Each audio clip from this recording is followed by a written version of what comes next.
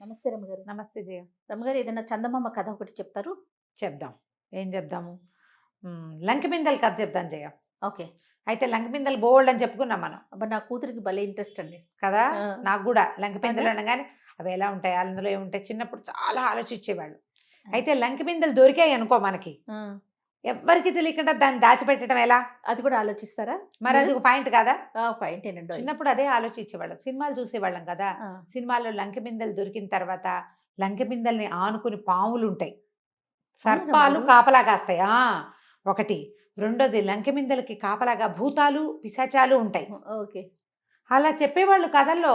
కాదు రమ్మగారు, చిన్నప్పుడు ఎవరి దగ్గరైనా ఇట్లా ఎవరి పొలంలో అయినా పడినాయి చూసారు. అట్లాంటిది ఎప్పుడైనా విన్నారా మీరు? మా ఊళ్ళల్లో అంత సీన్ లేదు. పురాతనమైన ఇళ్లలో అలా దొరుకుతాయని, ఆ లంకెబిందెల్ని ఆసరా చేసుకుని పాములు, పిశాచాలు లేదా భూతాలని కాపలా పెడతారని అలా చెప్పుకునేవాళ్ళు జయ. అలాంటి మాటలుండేయి. చెప్పటమే అవన్నీ కథల్లోనే. నేనైతే చూడలేదు. ఆ! కాదండి, పొలంలో కూడా దొరుకుతాయి అంటారు కదా! మా పొలాల్లో పొలాలన్నీ కూడా. మా పొలాలన్నీ తవ్వుతున్న పొలాలు. ఇప్పుడు ఎవ్వరూ తవ్వని కొన్ని సంవత్సరాలుగా ఆ! ఎవరూ తవ్వని పొలాలు ఏమైనా ఉంటే అందులో దొరకచ్చు. ప్రతి ఏటా తవ్వే పొలాల్లో ఎక్కడి నుంచి వచ్చేస్తాయి సడన్ గాను?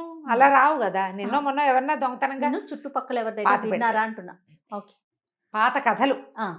కథలు వింటమే తప్ప అదేలెండి. నిజ సంఘటనలు నిజ జీవితంలో జరిగినట్టుగా నాకు కూడా తెలీదు. లంక బిందెలంటే రెండేనా? 2, జోడు. 3 జోడు బిందెలు. జోడు. లంకె ఒకదానికొకటి కట్టేసి ఉంటాయని, గొలుసులతో ఉంటాయని, ఆ గొలుసులు కూడా వెండివేనని, తాడుతో కడితే తాడు కొన్నాళ్ళకి పాడైపోతుంది. ఆహాహా! నేలలో పెట్టేసాయి. అలా ఏమిటో పిచ్చి పిచ్చిగా వింటుండేవాళ్ళం. చిన్నప్పుడు కథలు మరీను.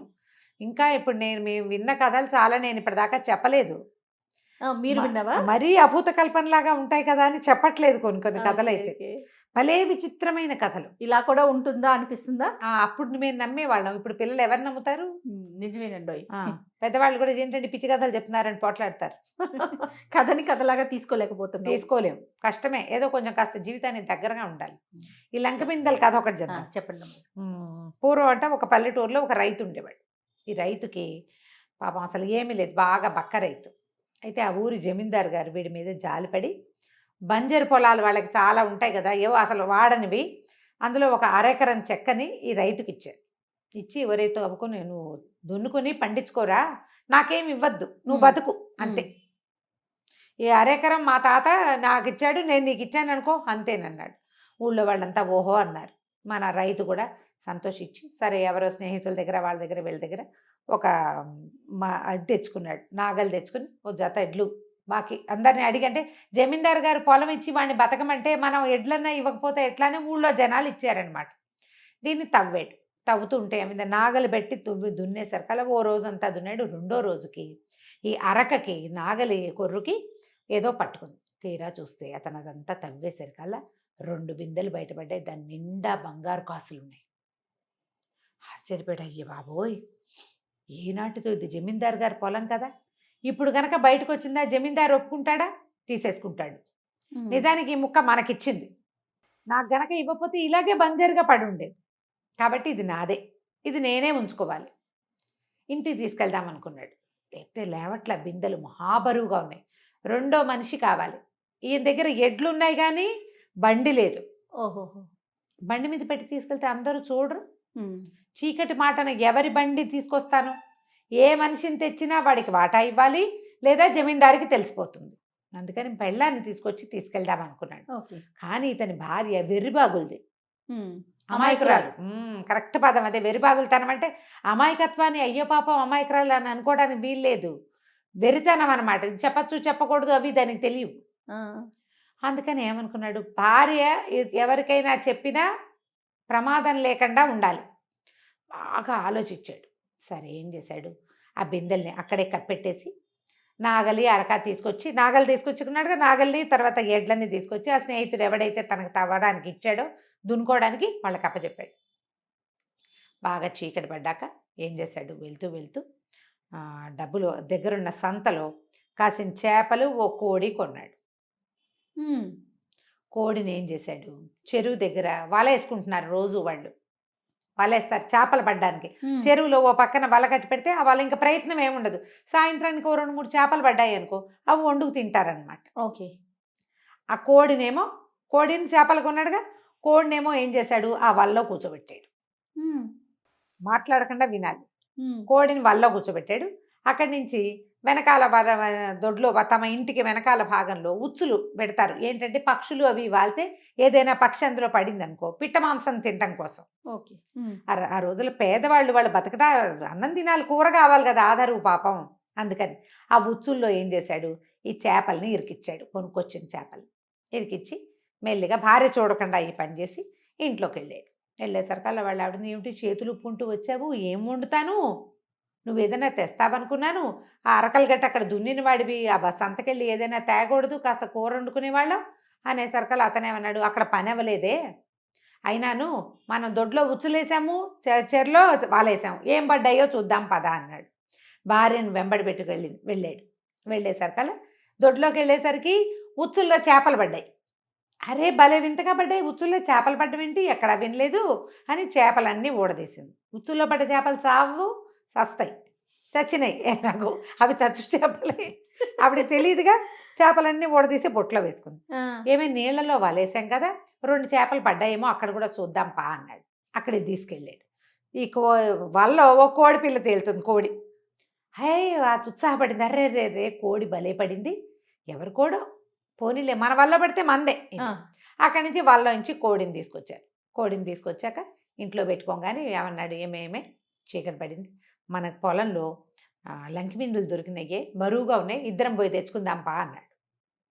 అనేసరికి సరే కోడి చేపలు ఇంట్లో పెట్టింది, భర్తతో కలిసి చీకట్లో బయలుదేరింది.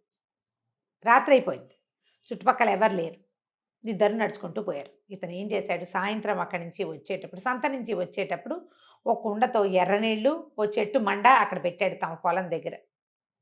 భార్య చీకట్లో నడుస్తోంది, వాళ్ళకి లాంతర్ సౌభాగ్యం కూడా లేదు, వాళ్ళ జీవితాలకి అలవాటుగా దారిని పోతున్నారు అంతే. ఆ చెట్టు మండ, వేప చెట్టు మండ అనే కుండలో ముంచి చిలకరిచ్చాడు. చిలకరిచ్చేసరికి జల్లుమని నీళ్లు పడ్డాయి. చెట్టు కొమ్మ చిలకరిస్తే నీళ్లు పడవు. ఆ కంగారు పడి, అయ్యో అయ్యో వాన అయ్యా, మబ్బులేని వాన ఇట్లా కురుస్తుంది ఏంటి, వాన వస్తుంది, ఎక్కడి నుంచో చినుకులు పడుతున్నాయని. చినుకులు కాదే, మబ్బులేని వాన, నెత్తుటి వాన, చూసుకో ఎర్రగా ఉన్నట్టుంది అన్నాడు. ఏం కనపడుతుంది, ఇంటికి వెళ్ళాక వెలుగులో చూసుకుంటానండి. ఎర్ర నీళ్ళు ఆరిపోయాక కూడా ఎర్రగానే ఉంటాయి. బొళ్ళంతా పడ్డాయి ఆ ఎర్ర నీళ్ళు. అక్కడి నుంచి వాన ఆగిపోయింది. ముందుకెళ్ళేసరికల్లా తమ పొలం వచ్చింది, జమీందార్ గారు ఇచ్చింది. సరే గుర్తుపెట్టాడు అక్కడ ఒక పుల్ల, ఆ పుల్లని తీశాడు. ఇద్దరు కలిసి చెరుకో బింద ఊడదీసి, గొలుసు ఊడదీసి చెరో బింద నెత్తిని పెట్టుకుని మోసుకొని తీసుకొచ్చారు. తీసుకొస్తుంటే ఏమైంది, దారిలో ఆవులు రాత్రి బ్రహ్మని మూలుగుతుంటే అమ్మాయింది, ఎవరై మూలుగుతున్నారు, ఏడుస్తున్నట్టు వినపడుతుంది, ఏమిటా శబ్దం అని. ఆవిడకి చీకట్లో తిరిగే అలవాటు లేదు, ఆడవాళ్ళు వెళ్ళరు కదా రాత్రిళ్ళు పొలాలకి. ఏమన్నాడు, అదిగా అదేమని జమీందారు లేడు, జమీందారిని దయ్యం పట్టుకుంది, దయ్యాలు ఎత్తుకుపోయినాయట, పాలేళ్ళు వాళ్ళంతా నౌకర్లు ఉంటారు కదా, వాళ్ళంతా ఏడుస్తున్నారే, వాళ్ళవే మూలుగులు అన్నాడు. జమీందారు గారిని దయ్యం ఎత్తుకుపోయింది అది అనగానే ఓహో సరేలే అనుకుంది. సరే ఇద్దరు వచ్చి వెనకాల ఏం చేశారు, ఎవరికి చెప్పకూడదే పిచ్చిబందా, దాచిపెడదాం, వీటిని బయట పెట్టుకోకూడదు అన్నాడు. ఇద్దరు కలిసి దొడ్లో ఓ చోట గొయ్యి తీశారు, ఈ బిందెలు 2 పాతి పెట్టారు. ఆవిడేం చేసింది, ఇంట్లోకి వెళ్ళి ఆ చేపల రుద్ది కూర వండింది, కోడిని రేపు వండుకుందానిలే, అన్నం ఉందిగా అంది. ఇద్దరు కలిసి అన్నాలు తినేశారు. అన్నం ఉంది, చేపల కూర వండుకున్నారు. ఆ కోడి ఎక్కడో పెట్టుకుంది. బతుకున్న కోడి ఏముంది, అది అటు ఇటు తిరుగుతుంది కదా, దానికి ఏదో 2 గింజలు వేసింది, ఓ బుట్ట కింద పెట్టింది, అన్నాలు తినేసాక పడుకుంది. ఇంత దూరం నడిచి వెళ్ళేసరికల్లా ఆవిడ కొళ్ళు తెలియలే. ఇతను ఏం చేశాడు, ఈయన మంచి ఉత్సాహం మీద ఉన్నాడు కదా, ఎక్కడైతే గొయ్యి తీసి పాతి పెట్టారో అక్కడ గుర్తుగా పుల్ల కూడా పెట్టుకున్నారు. ఆ పుల్లను అక్కడే ఉంచి ఆ బిందెలు 2 అక్కడి నుంచి తీసేసాడు అతను. ఇంకో చోట గొయ్యి తవ్వి నగల మొత్తం బంగారం, అందులో కాసులు ఉన్నాయిగా, కాసులు 2 ఓ గోతులో, బిందెలు 2 ఇంకో గోతులో పాతి పెట్టేశాడు. తను పాతిన వాటికి గుర్తులు పెట్టుకున్నాడు. సరే మర్నాడు తెల్లారింది, పనిలోకి వెళ్తాను నేను, చెరువుకి వెళ్తా, చేటకెళ్తా ఏదో చెప్పాడు. ఈవిడంది, ఏమయ్యా చీరలన్నీ కోకలన్నీ చెరిపోయినాయి, మరి 4 కాసులు ఇవ్వకూడదు, 4 చీరలు కొనుక్కుంటాను అంది. అనేసరికల్లా కాసులు ఏమిటి, ఏం కాసులు నీ మొహం అన్నాడు. కాసులు ఎక్కడివి, మనకి జమీందారు ఇచ్చిన పొలం దున్నుకుంటే అప్పుడు కదా మనకి డబ్బులు ఇచ్చేది అన్నాడు. అనేసరికల్లా ఆవిడ, అదేంటయ్యో ఈ రాత్రి మనమే కదా కాసులు బిందెలు తీసుకొచ్చి ఈ దొడ్లో పాతి పెట్టామంటే, నీ బోందా, నీ కాలు వచ్చినట్టుంది పిచ్చమొహం, ఏమీ లేదు అలాంటివి అన్నాడు. అనేసరికి ఈవిడ గుళ్ళు మండిపోయింది. రాత్రి ఆ వజాన అక్కడి నుంచి చీకట్లో మోసుకొస్తే అట్లా అంటావా అని ఆవిడ, ఏం మోసుకురావటం అండి, మనం ఎక్కడికి వెళ్ళాం, చేపల కూర వండావు తిన్నాం అంతే అంటాడు. వాదన పెరిగింది, పోట్లాడుకున్నారు. ఆవిడ చేతిలో ఉన్న చట్టికుండా విసిరేసింది. ఆయన దొంగలాడుతూ లేచి వెళ్ళిపోయాడు పొలానికి. ఈవిడేం చేసింది, మొగుడిని నోటికొచ్చిన తిట్లన్నీ తిట్టుకుని చచ్చినట్టు డబ్బులున్నా కూడా నాకేం ఇవ్వనంటాడు, నగా నాణ్యం లేకపోతే పీడ వైరి, అన్ని డబ్బులుంటే కోకలైనా కొనుక్కోవచ్చు కదా కనీసం. అనుకుంది. సరే ఏం చేసింది, మంచినీళ్ళు బిందె పుచ్చుకుని మంచినీళ్ళు తెద్దామని చెరువు దగ్గరికి వెళ్ళింది. నూతి దగ్గరికి ఆ ఊళ్ళో ఉన్న ఓ భూషయ్య గారి పెళ్ళాం వచ్చింది. వచ్చేసరికల్లా ఏమిటే రొసరొసలాడుతున్నామని ఆవిడ అడిగింది. అడగగానే రొసరొసలాడికి ఏం చేయను వదినా, మా ఆయన ఎంత పిసినుకుంటో తెలుసా, రాత్రి 2 బిందెలే కాసులు తీసుకొచ్చి దొడ్లో పాతి పెట్టాం. దుర్మార్గుడు, ఒక కోక అనుకుంటానంటే డబ్బులు ఇవ్వని అన్నాడు. అంటే బిందెలు ఎక్కడ ఏ మీకు అని అడిగింది ఆవిడ. అదేంటి జమీందారు గారు ఇచ్చిన పొలంలో లంకి బిందెలు పడ్డాయి వదినా, రాత్రి మోసుకొచ్చాం మేమిద్దరం అన్నది. అనేసరికల్లా ఇంకేముంది, ఊరంతా వెళ్ళిపోదు, భూషయ్య గారు పెళ్ళాం ఊరుకుంటుంది. ఊరంతా చెప్పేసుకున్నారు. సాయంత్రం అయ్యేసరికల్లా జమీందారు గారు వచ్చేసారు. దుర్మార్గుడా, నేను నీకు పొలం ఇస్తే నా పొలంలో లంకి బిందెలు పడ్డాయి అంటే అవి నావి కదా, మా తాత ముత్తాతలు ఏనాడో దాచిపెట్టి ఉంటారు, బిందెలు తీ అన్నాడు. బిందెలేంటి బాబు, బిందెలు ఎక్కడ పడ్డాయండి, నేను నిన్న తవ్వేనంతే అనేసరికల్లా అదేమిటి నీ పెళ్ళని చెప్పింది, పిలవండి భూషయ్య ఈ పెళ్ళని రైతు పెళ్ళాన్ని సాక్ష్యానికి అన్నారు. భూషయ్య గారి భార్య చెప్పింది, ఈ అమ్మాయి లంకి బిందెలు మోసుకొచ్చాం నేను మా ఆయన అని చెప్పింది నాకు అని. చెప్పావా అంటే చెప్పానంది. అబద్ధం బాబు, దానికి తెలీదు, బిందెలేమిటి అది అట్లాగే చెప్తుంది అన్నాడు. అనేసరికల్లా ఆవిడ కోపం వచ్చేసింది. అమ్మాయికి కొంచెం వెరిబాగలదు కదా, ఇంకా నయం నువ్వు నా దగ్గర అబద్ధాలు ఆడాడు, జమీందారు ముందు అబద్ధాలు ఆడతావా, మనం నిన్న రాత్రి వెళ్ళినప్పుడు మనం వెళ్ళామా, వెళ్ళేటప్పుడు ఏమైంది, ఉచ్చుల్లో ఏమో చేపలు పడ్డాయి, వల్లో ఏమో కోడి పడింది చేపల వల్ల అనగానే అందరు నవ్వారు. ఇటు పిచ్చి మాటలు మాట్లాడుతుంది వెర్రిబాగులదేని. ఈతను ఎత్తి బాదుకున్నాడు. చూసారా బాబు, ఇదండి దీని సంగతి అన్నాడు. ఇలా పిచ్చి పిచ్చి మాగా వేషాలు వేసామంటే మర్యాదగా ఉండదు. రాత్రి మనం వెళ్ళేటప్పుడు నెత్తుటివాని గురవలా, మన ఇద్దరం చెరుకోబిందా నెత్తి మీద పెట్టుకోవాలా అంటే ఈయన ఇట్లా చూస్తున్నాడు. జమీందారు కేసు రైతు, చూసుకోండి బాబు మా ఆవిడ సంగతి అని. అక్కడి నుంచి మేము తిరిగి వచ్చేస్తుంటే ఆ పెద్ద పెద్ద మూలుగులు ఏడుపులు వినిపించినాయి. జమీందారిని దయ్యం ఎత్తుకెళ్ళిందని చెప్తేవి కాదు అంది. అనేసరికల్లా జమీందారికి అర్థం, ఇది అన్ని తింగర మాటలు మాట్లాడుతుందని, చీచి ఇది ఒక తింగర బొందలా ఉంది, ఏదో అబద్ధాలు చెప్తే అవన్నీ నేను నమ్మి అనవసరంగా ఇంత మటుకు వచ్చాను, ఒరే నీకు ఇచ్చిన చెక్క నువ్వే దునుకోపోరా, నేను పొరపాటు వచ్చాను అని ఆయన లేచి వెళ్ళిపోయాడు. అక్కడి నుంచి అందరూ తలా మాట మాట్లాడారు, నవ్వారు. అంతా ఇది మామూలుగా అమాయకురాలు వెరిబాగులదని తెలుసు కానీ మరి ఇంత వెరిబాగుందని తెలియదు మాకు. అయ్యో అయ్యో జమీందారు ఎదురుగుండా ఉండగానే ఆయన దైవతికెళ్ళిందని చెప్తోంది అని పోయారు తలా పక్క. ఇవి మెల్లిగా భర్త దగ్గర చేరింది. ఏమో నిజం చెప్పు, రాత్రి మన 2 బిందెలు తెచ్చాం కాదు, లేదే అన్నాడు. అయితే రాత్రి పడ్డ నెత్తుటిపాన, రాత్రి పడ్డ కోడి, రాత్రి పడ్డ చేపలు, రాత్రి జమీందారిని ఎత్తుకుపోతే అందరూ ఏడిచింది అవి అంది.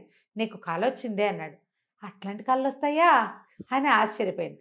సరే ఇంకేముంది, ఇక నిజమయ్యే అవకాశం లేదు.